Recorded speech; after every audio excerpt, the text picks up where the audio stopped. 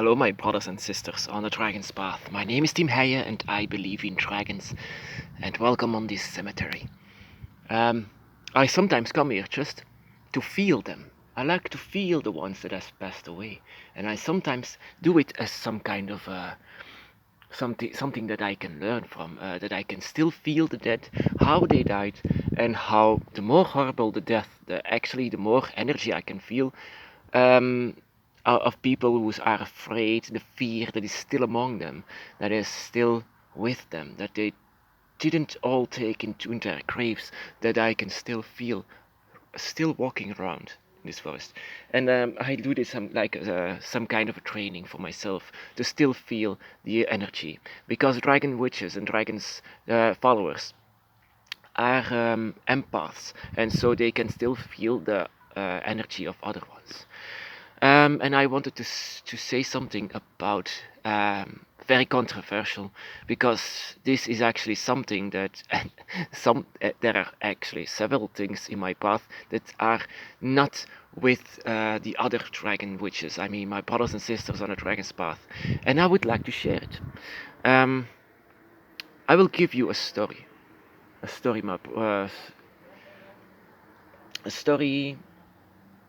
and you have to take a choice into this. For me, I would die for the dragon. If they would come back in flesh and blood, I would die for them. Even if they eat me, I don't.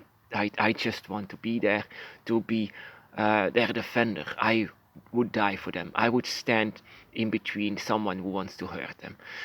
And the thing is, that is something that a lot of brothers and sisters don't like to hear, is that I had a very, very hard lesson on the Dragon's Path. Very hard, and it stayed with me for a long time. That I was afraid to close my eyes whenever I came to sleep, because I was going to see it again.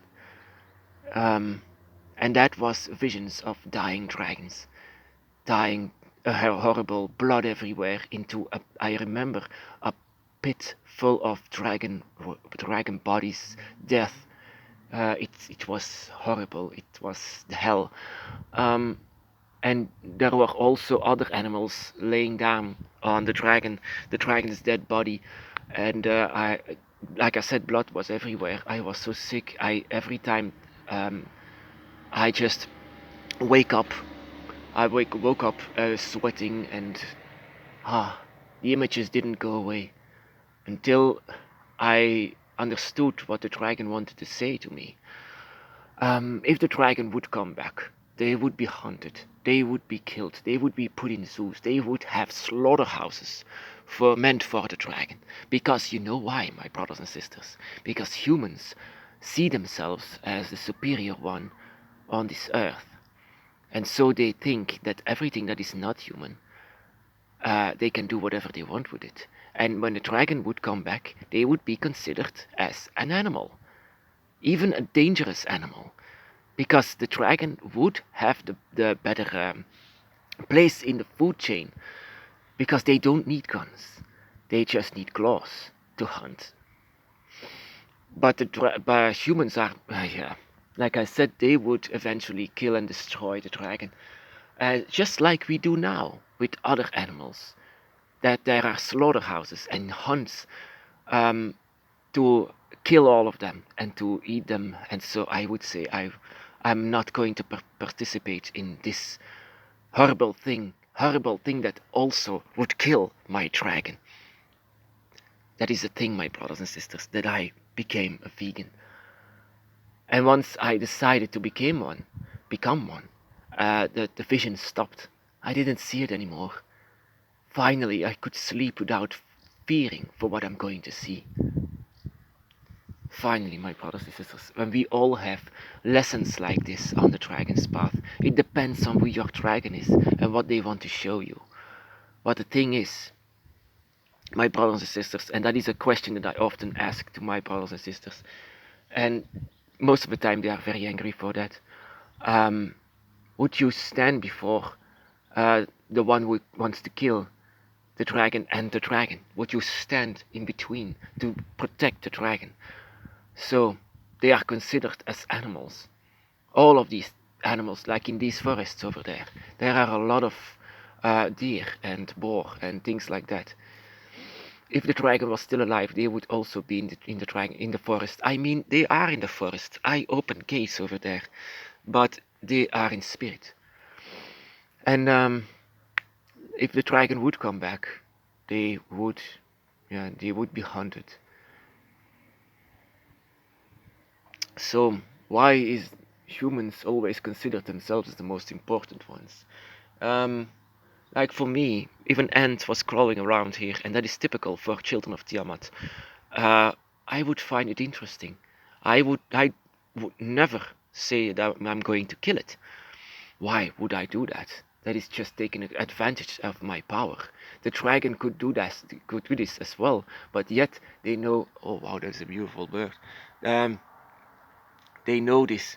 That what is the difference between dark and light? If I have the choice between dark and light, eventually I will choose light. But there are ways, of course, that I will use the darkness, but it won't be for myself. The thing is, if the dragon comes back, they would hunt it, and they would love to hunt the dragon. And the dragon is my god, my goddess, my deities. And just as well as someone said on the job, oh, the dragon, they should come back so I can eat them. That hurts me very much. That is why I don't want to hurt anything anymore. I don't want to be responsible for that. I want to evolve out of this. The dragon has taught me a valuable lesson, a lesson of the value of life. Just because something was all in the past that was that humans need to survive, I don't need to survive now. I can live on without the violence. So this is actually something that a lot of brothers and sisters just hate that I say this, but it's true. And then of course I had an argument with one of you, and they actually call it Bambi syndrome. That is having these emotions. If someone dies or something dies, that you are against it. Bambi syndrome, they call it. Then I am very proud to be someone with Bambi syndrome, because I have feelings, I have emotions, and emotions are power. Emotions is something that makes you very personal, and something that makes you you. And these emotions are the energy that gave my dragon the key to come back. So I love to have this syndrome. I want to have these feelings. I want to feel sorrow and grief when what something dies. That when the dragon dies in front of me, I had this in my dreams. When the dragon died in front of me in pain and horrible, horrible fear and things like that. Something that I could still feel in the cemetery. And this fear remains. It still remains with me. So I don't want to cause fear. And the thing is that that makes them even more angrier is to say, uh, do you want to cause fear? You want to cause fear among other beings. I don't want them to fear me. I don't want to um, create darkness where there is no need to create darkness. Humans are no different than an animal for me. Humans are just animals, just the same thing, worth nothing more than other animals, than other beings.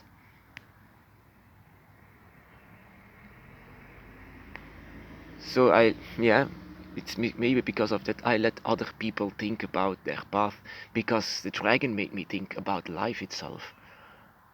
And sometimes, like I said, I come here just to feel it.